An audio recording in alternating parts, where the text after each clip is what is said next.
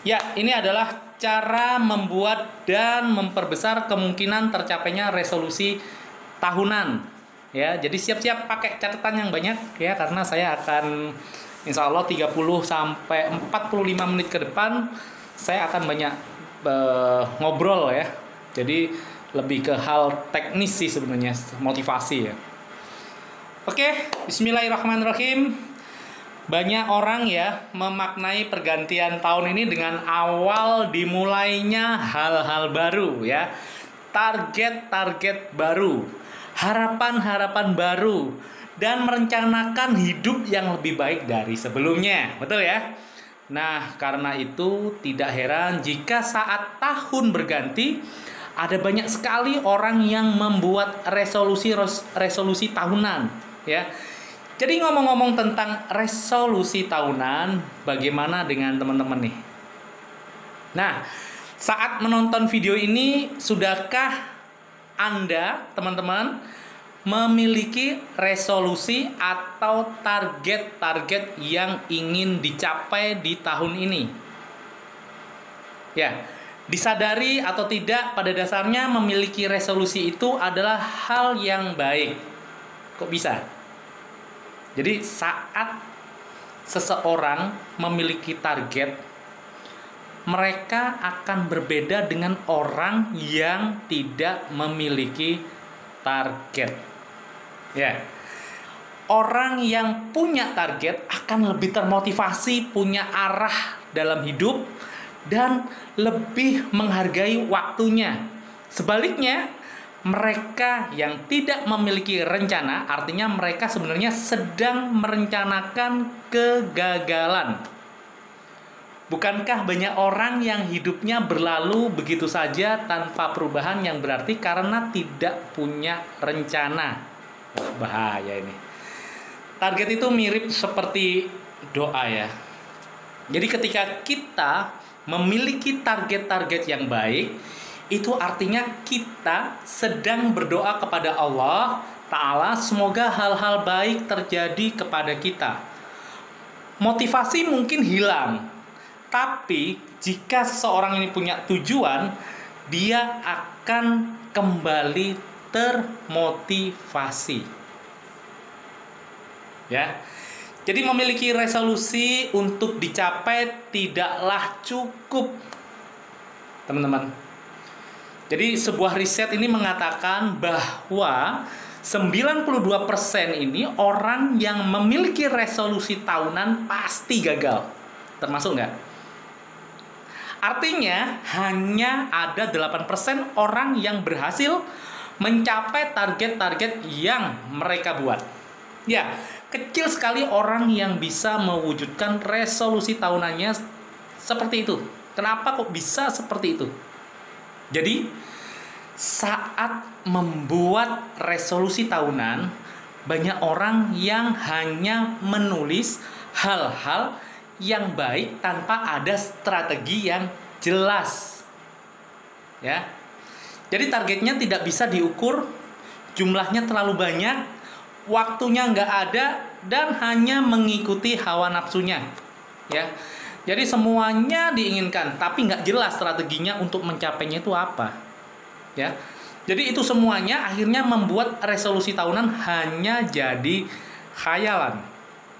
Karena itulah, melalui video ini, saya Muhammad Fadila Ismail mewakili tim Juragan Kue Academy ingin berbagi sebuah pendekatan agar Anda bisa membuat resolusi tahunan yang lebih matang, terencana, dan berpotensi besar untuk dicapai.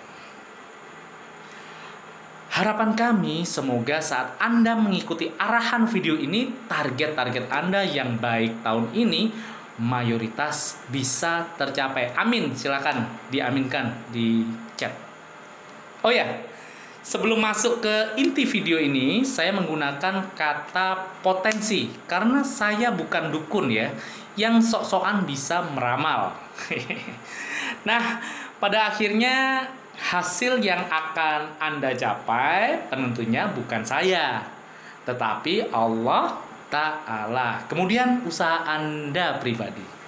Nah, Yang saya bagikan ini adalah sebuah pendekatan yang sudah saya rasakan sendiri karena bermanfaat untuk saya. Maka sekarang saya bagikan ke Anda polanya. Silahkan Anda coba sendiri ya. Sekarang tanpa berlama-lama, yuk kita mulai. Silahkan siapkan catatannya. Tahap pertama, membuat resolusi. Untuk bisa mendapatkan hasil sesuai harapan, maka ada tahap-tahap yang perlu Anda lalui. Ya.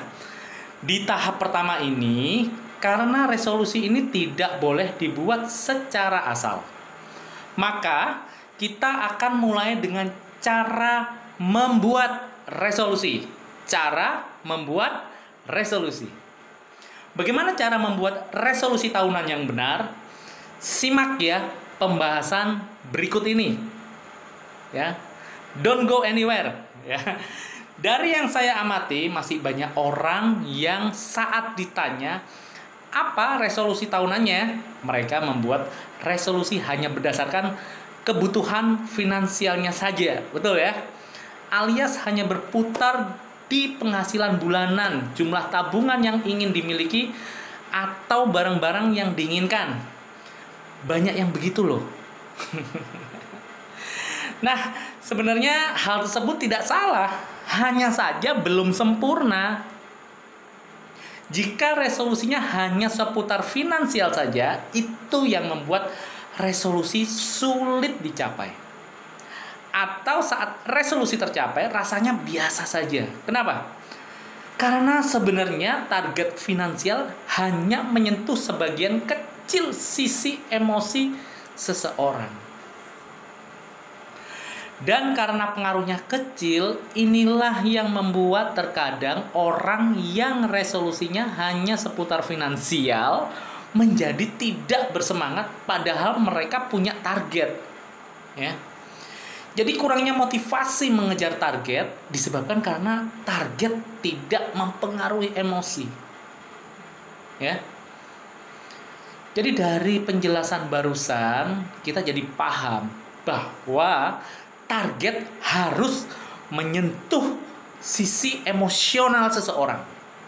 Dan untuk bisa begitu, maka saat membuat resolusi tahunan, sebaiknya kita memperhatikan semua kebutuhan diri kita sebagai seorang manusia. Lalu apa saja yang kita butuhkan? Sebenarnya kebutuhan kita itu nggak banyak-banyak banget kok. Faktanya kita hanya butuh 3 hal saja.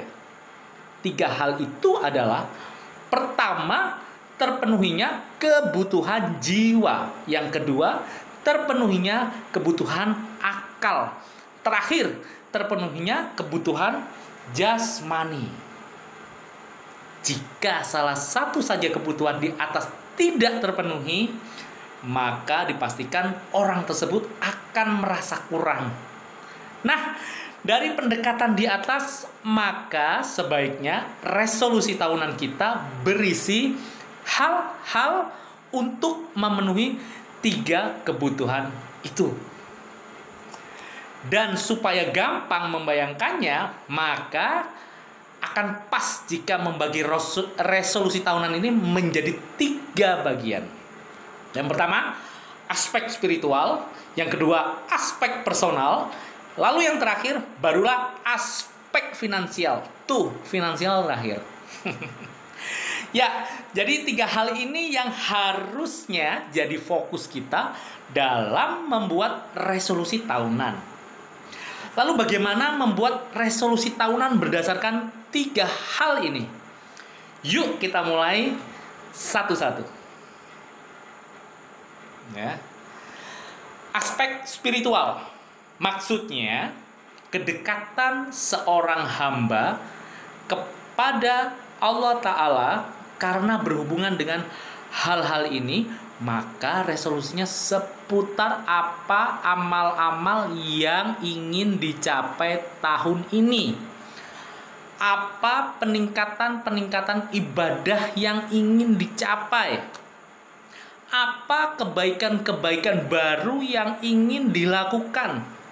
Jika sebelumnya ada kewajiban yang belum dilakukan, kapan mulai rutin mengerjakannya? Kapan ingin meninggalkan maksiat yang masih sering dilakukan? Dan masih banyak hal lainnya tentang aspek spiritual, silahkan ditambahkan sendiri ya. Pesan saya, aspek spiritual ini harus menjadi prioritas dalam kehidupan kita. Inilah yang jadi poin nomor 1. Sudah fitrahnya ketika seorang hamba jauh dari Tuhannya, maka dipastikan tidak ada urusan yang beres. Jika ada yang terlihat mencapai ini itu di saat yang sama, dia jauh dari yang maha kuasa, sebenarnya itu adalah pencapaian semu. Ingatlah bahwa siapapun diri kita, semakin tinggi kedudukan dunia, maka hidup Anda akan semakin jauh jika dari Allah. Jadi kedudukan seseorang manusia di sisi Tuhannya bukan dinilai dari pencapaian dunia. Karena itulah, target jangan sebatas dunia saja. Sesungguhnya kemuliaan dunia itu mudah dicapai. Karena mencapai kemuliaan dunia itu cukup tekun di bidang yang kita kerjakan. Yang susah itu adalah mencapai kemuliaan akhirat. Ya. Karena penilaian Allah itu langsung menembus hati terdalam kita. Dan Allah itu tahu siapa kita sebenarnya. Jadi pasang energi Anda untuk mencetak spiritual. Karena jika kita tidak bersungguh-sungguh di sana, kita akan rugi. Tidak lucu kan? Lagi-lagi asik kejar dunia, kemudian dipanggil menghadap yang maha kuasa. Ya Allah. Tentu saja nasihat barusan juga menjadi pengingat untuk diri saya sendiri ya. Itu yang pertama. Jadi pastikan dalam resolusi yang Anda buat adalah aspek spiritual yang ingin dicapai. Ya. Waktu terus berlalu, usia semakin berkurang, jika iman tidak bertumbuh, ya, kita dalam aktivitas yang salah. Selain aspek spiritual, yang kedua adalah aspek personal. Ini berbicara tentang peningkatan diri kita secara pribadi, atau saya lebih suka menyebutnya dengan peningkatan kapasitas diri. Nah, saya adalah salah satu orang yang percaya bahwa rezeki itu berbanding lurus dengan kapasitas seseorang. Jadi jika seseorang ingin merasakan rezeki yang besar, maka berusahalah menaikkan kapasitas diri, berusaha memantaskan diri. Jika menghubungkan kapasitas dan resolusi, maka ada 3 poin yang perlu kita perhatikan. 3 poin itu adalah diri kita fokus kepada keahlian, kemampuan, dan keilmuan yang kita miliki.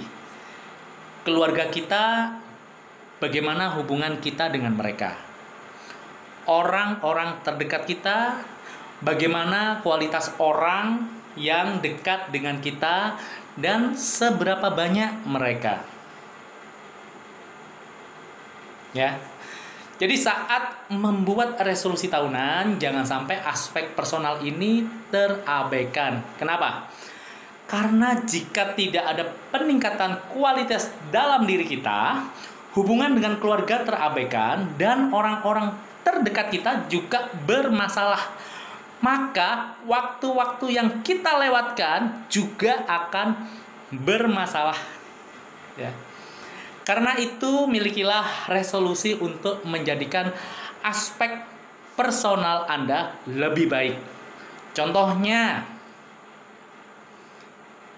ilmu apa yang ingin Anda kuasai tahun ini? Pengalaman apa yang ingin Anda rasakan? Apa yang akan Anda lakukan untuk menjaga hubungan orang tua atau pasangan Anda? Hal yang ingin Anda lakukan dengan orang terdekat tahun ini sama siapa saja? Dan ingin bergabung dengan komunitas apa di tahun ini? Bertemu dengan tokoh siapa tahun ini? Masih banyak hal-hal lainnya Anda bisa tambahkan sendiri. Yang pasti aspek-aspek personal itu meliputi pengembangan diri, ya, hubungan dengan keluarga, relasi terdekat Anda. Jika hal tersebut berkembang, maka kapasitas Anda otomatis juga akan berkembang. Dan memang sudah sepantasnya target itu harus membuat kita lebih bertumbuh daripada kita sebelumnya. Ya. Jika aspek spiritual sudah dan aspek personal juga sudah jelas, maka barulah berbicara tentang aspek finansial. Ya. Jadi aspek finansial itu seputar bisnis, karir, penghasilan, aset, materi, hutang, dan keinginan. Yang bagian ini tidak perlu dijelaskan lagi karena memang resolusi banyak orang itu seputar hal ini. Nah, seperti berapa omset bisnis yang ingin dicapai per bulan, berapa omset bisnis yang ingin dicapai per tahun, berapa penghasilan bulanan yang ingin dicapai, barang-barang yang ingin dimiliki, target lunas hutang jika ada ya, ingin liburan kemana kalau mau ya, dan lain-lain. Dan itulah cara membuat resolusi tahunan. Silahkan buat resolusi Anda dengan mengacu kepada 3 barusan: spiritual, personal, finansial. Saat Anda menulis resolusinya atau memperbaiki resolusinya yang sudah pernah Anda buat, maka saya berpesan 2 hal. Ya. Sebaiknya resolusinya bukan asal jadi dan bukan sekedar mengikuti nafsu. Ya. Jadi alasan kenapa banyak target tidak tercapai itu karena target yang dibuat tanpa alasan yang kuat. Jadi target yang tidak memiliki alasan hanya akan jadi tujuan semu. Jika alasannya tidak jelas, maka tidak ada energi yang untuk mencapainya. Ujungnya malah menunda-nunda. Nah, ini siapa nih yang menunda-nunda? Dan waktu terlewatkan begitu saja. Tanpa alasan yang kuat, resolusi seperti apapun akan mudah dilupakan. Bagaimana resolusi bisa tercapai jika buat saja lupa resolusinya? Nah, jadi saat membuat resolusi, tanyakan kepada diri Anda, kenapa saya harus mencapainya? Ya. Setiap resolusi yang Anda buat harus memiliki alasan yang kuat. Hanya dengan begitu, insya Allah tubuh Anda mampu mengingat resolusi tersebut. Dan ketika tubuh mengingatnya, maka akan semakin mudah mencapainya. Tujuan tanpa alasan akan mudah terlupakan. Jadi pesan saya yang kedua, ada baiknya resolusi yang dibuat tidak hanya selesai untuk diri kita sendiri. Dalam perjalanan mencapai target-target, tentu saja akan ada tantangannya. Nah, jika target-target itu hanya untuk diri kita sendiri, maka kita akan mudah malas. Itulah kenapa target yang terlalu egois sulit tercapai. Jadi, buatlah resolusi yang juga ada dampaknya untuk orang-orang di sekitar Anda. Orang-orang terdekat, orang-orang tersayang, atau bahkan untuk umat. Ya. Jadi saat Anda sedang jenuh, malas, suntuk, lesu, Anda akan mudah bangkit saat mengingat mereka. Ya. Salah satu bahan bakar seseorang terus berjuang adalah karena ada kepentingan orang yang mereka sayangi. Tahap yang kedua yaitu validasi resolusi. Ya. Jika di tahap sebelumnya kita sudah paham cara membuat resolusi dengan benar, maka sekarang saya ajak Anda untuk membuat target tersebut jadi masuk akal untuk dicapai. Atau saya menyebutnya dengan tahap validasi. Tahap validasi ini untuk membantu resolusi Anda menjadi lebih terukur. Buat apa? Karena jika tidak terukur, maka sampai kapanpun orang tersebut akan kesusahan saat ingin mencapainya. Ya. Jadi untuk memvalidasi resolusi ini, Anda silahkan jawab dengan detail pertanyaan-pertanyaan di bawah ini. Ya. Apa yang ingin Anda capai di tahun ini? Aspek spiritualnya apa saja? Aspek personalnya apa saja? Aspek finansialnya apa saja? Tuliskan serinci-rincinya. Kapan Anda ingin mencapai resolusi yang Anda buat? Ya. Setiap resolusi wajib diberi tanggal pencapaiannya. Beri tanggal target Anda, karena target tanpa tanggal itu artinya seperti angan-angan, ya. Kenapa Anda ingin mencapai hal tersebut? Kenapa? Berikan setiap resolusi alasan yang kuat. Ingat, jangan mengada-ada ya alasannya. Tanyakan ke diri Anda sendiri. Apa sebenarnya alasan Anda ingin mencapai resolusi-resolusi itu? Jika Anda tidak bisa menemukan alasannya, lebih baik hapus saja. Karena resolusi tanpa alasan tidak akan memberikan Anda energi saat memperjuangkannya. Apa hal terbaik yang akan terjadi jika resolusi Anda tercapai? Silahkan bayangkan, kemudian tuliskan. Apa hal terburuk yang akan terjadi jika resolusi Anda tidak tercapai? Silahkan bayangkan dan tuliskan. Membayangkan dan mensimulasikan kemungkinan yang akan terjadi jika target meleset atau tercapai akan membantu diri kita lebih bersemangat. Bagaimana cara Anda mencapai resolusi itu? Ya. Mulailah berpikir rencananya. Gagal dalam merencanakan artinya merencanakan kegagalan. Untuk mencapai resolusi tidak cukup dengan memilikinya saja. Ya, Anda perlu membuat rencana untuk mencapainya. Ya. Jadi selain rencana, tuliskan juga apa saja yang Anda butuhkan untuk mencapai resolusi yang telah dibuat. Ini catatan buat saya. Dan teman-teman boleh catat ya. Jika saat menjawab bagian ini Anda menemui kesulitan, itu artinya ada ilmu yang perlu Anda pelajari. Maka saran saya, cari ilmunya atau cari yang bisa Anda tanya. Ya. Tuliskan langkah pertama Anda dan kapan Anda akan melakukannya. Jika sebelumnya adalah rencana garis besarnya, maka ini adalah garis startnya. Ya. Punya rencana besar tapi tidak tahu apa yang harus dilakukan pertama kali, kita perlu bagian ini untuk memperjelas langkah awal kita.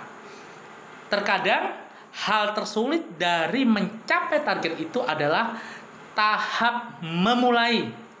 Karena itu bagian ini harus jelas. Jika Anda sudah memulai, maka yang perlu dilakukan adalah melanjutkan. Karena jika tidak dimulai-mulai, maka resolusi tidak akan pernah tercapai. Ya kan? Nah, terakhir, sebesar apa komitmennya Anda untuk mencapai hal tersebut? Ini adalah kehidupan Anda. Resolusinya milik Anda. Resolusi itu adalah kebaikan untuk diri Anda sendiri. Jadi, sebesar apakah komitmen Anda terhadap resolusi tersebut, semakin besar komitmen Anda itu terlihat dari kesungguhan Anda mencapainya. Ya. Jika komitmen Anda besar, maka Anda tidak akan punya waktu untuk beralasan dan bermalas-malasan. Jadi untuk membuat Anda lebih kebayang cara memvalidasi resolusi, saya akan mengambil contoh dari yang pernah saya lakukan kepada teman-teman agen resmi Juragan Kue. Ya. Dulu saya pernah meminta mereka menuliskan beberapa resolusi untuk kami bantu dalam tahap mencapainya. Ya. Misal, kita berbicara dari aspek finansial, itu kira-kira contohnya apa? Apa yang ingin Anda capai di tahun ini? Misalkan, penghasilan rutin 10 juta per bulan. Kapan Anda ingin mencapai resolusi yang Anda buat? Oke, di akhir tahun, misalkan begitu. Kenapa Anda ingin mencapai hal-hal tersebut? Oke, agar bisa mencukupi kebutuhan hidup dan membahagiakan keluarga. Misalkan begitu. Jika saya tidak mencapainya, maka dampak buruknya yang akan dirasakan keluarga saya apa? Jika saya mencapainya, artinya saya bisa membahagiakan mereka. Bagaimana cara Anda mencapai resolusi tersebut? Yang paling mudah adalah meningkatkan penjualan, memperbanyak database, menambah media promosi, memperbanyak pelanggan, membuat pembeli cepat repeat order, mendesain funnel, membangun tim penjualan, menguasai berbagai jenis traffic, dan terus belajar. Ternyata banyak ya. Nah, tuliskan langkah pertama Anda dan kapan Anda akan melakukannya. Saya akan mulai dari cara menguasai traffic berbayar misalkan. Dan saya akan cari ilmunya mulai minggu depan. Misalnya seperti itu. Terakhir, sebesar apa komitmennya Anda untuk mencapai hal tersebut? Contohnya, saya berkomitmen 100% dan saya akan melakukan setiap rencana yang saya tanpa menunda-nunda. Dan ketika saya menunda, maka saya akan mendenda diri saya sendiri. Jadi begitulah cara memvalidasi resolusi. Validasi pada dasarnya dilakukan untuk mengukur kemampuan kita. Jika saat memvalidasi ya kita bingung dan kesusahan, maka artinya resolusi saat itu lebih besar dari kemampuan kita saat ini. Jika menemukan hal yang seperti itu, kita bisa mengurangi resolusi dan menggantinya dengan resolusi sesuai dengan kemampuan kita. Jadi validasi resolusi ini dilakukan agar target jadi terukur dan masuk akal untuk dicapai. Tahap yang ketiga, tips mencapainya. Jika dirangkum, ada 5 tips dari saya yang bisa Anda lakukan untuk memperbesar kemungkinan resolusi Anda tercapai. Yaitu proaktif, artinya adalah terus bergerak, jangan diam. Misalnya Anda ingin umroh, tapi belum ada uangnya. Nah, yang belum ada kan hanya uangnya ya, tapi Anda kan tetap bisa terus bergerak dengan mencari ilmunya, mencari informasinya, dan mulai menentukan rute perjalanannya. Siapa tahu dengan terus proaktif, jalan-jalan yang sebelumnya kelihatan mustahil akan terbuka satu persatu. Ya, ini juga berlaku dalam target apapun, proaktiflah. Jadi targetnya tahunan, maka buatlah goal harus dicapai per bulan agar target tahunannya tercapai.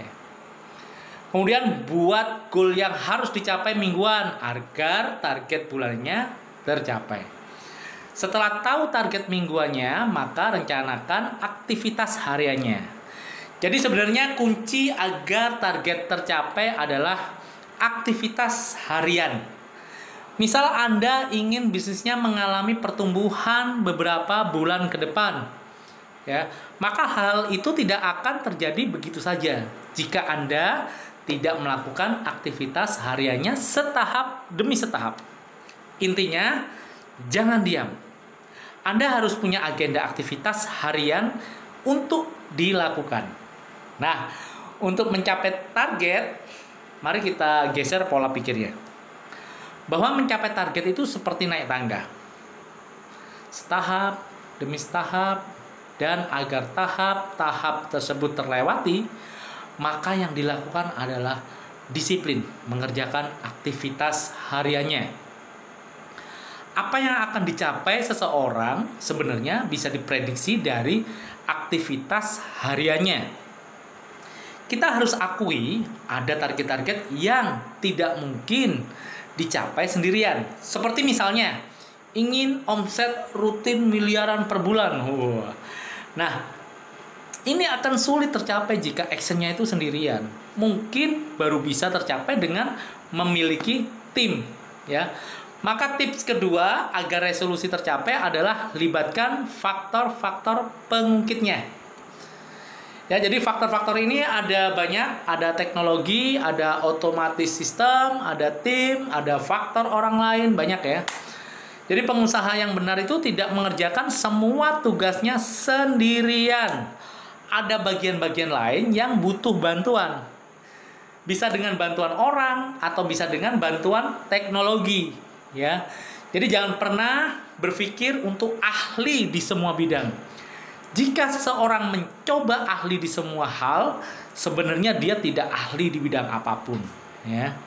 Saat menjalankan rencana, tentukan tidak semulus saat merencanakannya. Nah, akan ada tantangan baik dari internal atau eksternal yang menghambat mulusnya rencana. Karena itu, luangkanlah waktu untuk melakukan evaluasi. Apakah kita masih tetap di dalam jalur, keluar jalur, atau malah salah jalur, ya. Saya lebih suka menyebutnya evaluasi dengan muhasabah.